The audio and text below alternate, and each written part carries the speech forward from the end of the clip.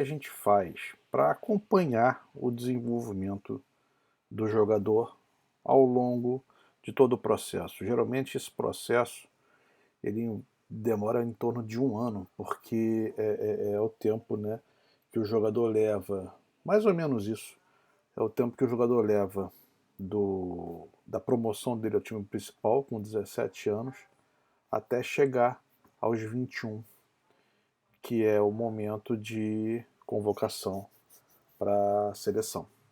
Então, se vocês perceberem aqui nessas notas do Scout, a geração atual que está na seleção é a 34 e o responsável já é o técnico atual da seleção.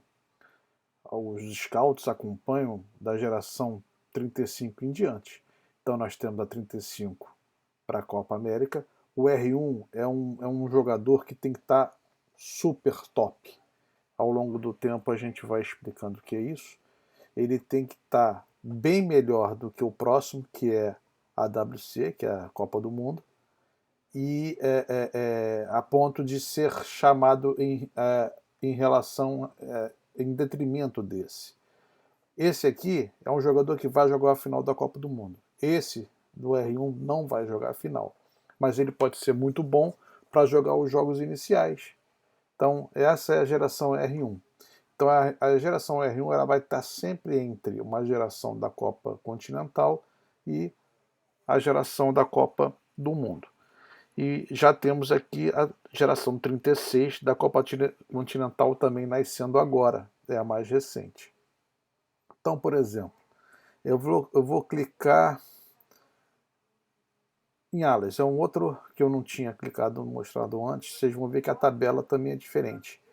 Mas perceba que a tabela, vou mostrar aqui o display, o que muda é essa posição, são essas colunas. Essas duas aqui são sempre as mesmas.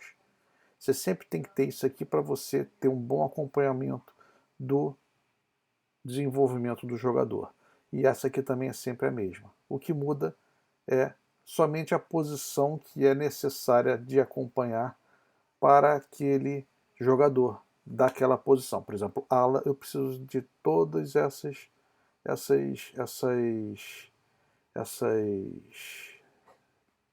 colunas indicadas aqui.